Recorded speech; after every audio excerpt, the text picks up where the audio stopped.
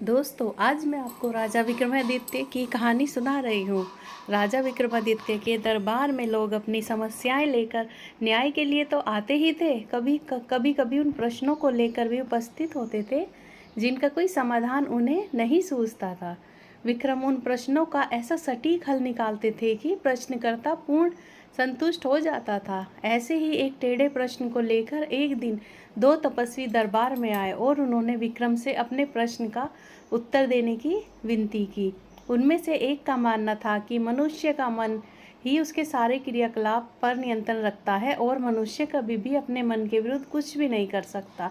दूसरा उसके मत से सहमत नहीं था। उसका कहना था कि मनुष्य का ज्ञान उसके सारे क्रियाकलाप नियंत्रित करता है। मन भी ज्ञान का दास है और वह भी ज्ञान द्वारा दिए गए निर्देशों का पालन करने को बाध्य है। राजा विक्रमादित्य ने उनके विवाद के विषय को गौर से सुना, पर तुरंत उस विषय पर अपने कोई निर्णय नहीं दे पाए। उन्होंने उन दोनों तपस्वियों को कुछ समय बाद आने को कहा। जब वे चले गए तो विक्रम उनके प्रश्न के बारे में सोचने लगे, जो सचमुच ही बहुत टेढ़ा था। उन्होंने एक पल सोचा कि मनुष्य का मन सचमुच बहुत चंचल होता है और उसके वशीभूत होकर मनुष्य सांसारिक वासना के अधीन हो जाता है। मगर दूसरे ही पल उन्हें ज्ञान की याद आई। उन्हें लगा कि ज्ञान सचमुच मनुष्य को मन का कहा करने से पहले विचार कर लेने को कहता है और किसी निर्णय के लिए प्रेरित करता है। विक्रम ऐसे उलझे सवालों का जवाब सामान्य लोगों की जिंदगी में खोजते थे, इसलिए वे साधारण नागरिक का वेश बदलकर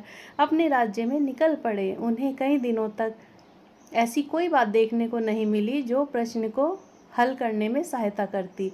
एक दिन उनकी नज़र एक ऐसे नौजवान पर पड़ी जिसके कपड़ों और भावों में उसकी विपन्नता झलकती थी। वह एक पेड़ के नीचे थककर आराम कर रहा था। बगल में एक बैलगाड़ी खड़ी थी जिसकी वह कोचवानी करता था। राजा ने उसके निकट जाकर देखा तो वे उसे एक झलक में पहचान गए। वह उनके अभिन्न मित्र सेठ गोपाल दास का छोटा बेटा था। सेठ गोपाल दास बहुत बड़े व्यापारी थे और उन्होंने व्यापार से बहुत धन कमाया था। उनके बेटे की यह दुर्दशा देखकर उनकी जिज्ञासा बढ़ गई। उसकी बदहाली का कारण जानने को वे उत्सुक हो गए।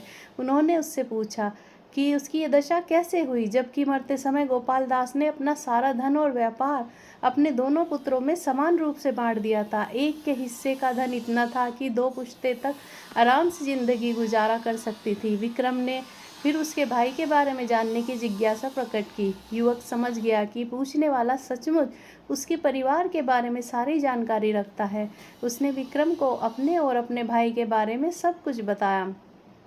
उसने बताया कि जब उसके पिता ने उसके और उसके भाई के बीच सब कुछ बांट दिया तो उसके भाई ने अपने हिस्से का धन उपयोग बड़ी ही समझदारी से किया। उसने अपनी ज़रूरतों को सीमित रखकर सारा धन व्यापार में लगा दिया और दिन रात मेहनत करके अपने व्यापार को कई गुना बढ़ा लिया। अपनी बुद्धिमानी और संयमी भाई से उसने कोई प्रेरणा नहीं ली और उस अपने हिस्से में मिले अपार धन को देखकर घमंड से चूर हो गया। शराबखोरी, जुआ खेलना आदि समेत बुरी आदतें डाल दी। ये सारी आदतें उसके धन के भंडार के तेजी से खोखला करने लगी। बड़े भाई ने समय रहते उसे चेत जाने को कहा, लेकिन उसकी बातें उसे विष के समान प्रतीत हुई। ये बुरी आदतें उसे बहुत तेजी से बर्बादी की तरफ ले गई और एक वर्ष के अंदर वह कंगाल हो गया। वह अपने नगर के एक संपन्न और प्रतिष्ठित सेठ का पुत्र था, इसलिए उसकी बदहाली का सब उपहास करने लगे। इधर भूखों मरने की नौबत, उधर शर्म से मुँह छुपाने की जगह नहीं। उसका जीना दूभर हो गया। अपने नगर में मजदूर की हैसियत से गुजारा करना उसे असंभव लगा तो वहाँ से दूर चला आया। मेहनत मजदूरी करके अब अपना पेट भरता तथा अपने भविष्य के लिए कुछ करने की सोचता था। धन जब उसके पास प्रचुर मात्रा में था तो मन की चंचलता पर वह अंकुश नहीं लगा सका। धन बर्बाद हो जाने पर उसे सद्बुद्धि आई और ठोकरें खाने के बाद अपनी भूल का एहसास हुआ। जब राजा ने पूछा क्या वह धन आने से फिर उसका मन वही करेगा, तो उसने कहा कि जमाने की ठोकरों ने उसे सच्चा ज्ञान दे दिया है और अब उस ज्ञान के बल पर वह अपने मन को वश में रख सकता है। विक्रम ने तब जाकर उसे अपना असली परिचय दिया तथा उसे कई स्वर्ण मुद्राएं देकर होशियारी से व्यापार करने की सलाह दी। उन्होंने उसे भरोसा दिलाया कि लगनशीलता उसे फिर पहले वाली समृद्धि वापस दिला देगी। उसे विदा लेकर वह अपने महल लौट आए, क्योंकि अब उनके पास उन तपस्वियों के विवाद का समाधान था। कुछ समय बाद उनके दरबार में वे दोनों तपस्वी समाधान की इच्छा के लिए हाजिर हुए। विक्रम ने उन्हें कहा कि मनुष्य के शरीर पर उसका मन बार बार नियंत्रण करने की चेष्टा करता है, पर ज्ञान के बल पर विवेकशील मनुष्य मन को अपने पर हावी नहीं होने देता। मन और ज्ञान में नाश्रय संबंध है तथा दोनों का अपना अपना महत्व है। जो पूरी तरह उनके वश में हो जाता है उसका सर्वनाश असंभवाभी है। मन अगर रथ है तो ज्ञान सारथी, बिना सारथी रथ अधूरा है। उन्होंने सेठ के पुत्र के साथ जो घटा था उसे विस्तार पूर्वक बताया तो उनके मन में कोई संशय नहीं रहा। उन तपस्वियों ने एक चमत्कारी खड़िया दिया जिससे बनाई गई तस्वीरें रात में सजीव हो सकती थी और उनका वार्तालाप भी सुना जा सकता था। विक्रम ने कुछ तस्वीरें बनाकर खड़िया की सत्यता जानने की कोशिश की तो सचमुच खड़िया में वह गुण था। अब राजा तस्वीरें बना बनाकर अपना मन बहलाने लगे।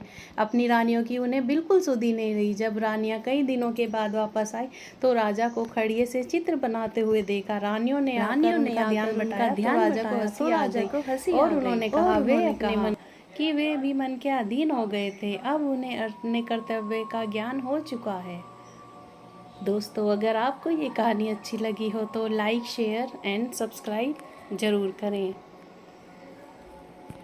धन्यवाद।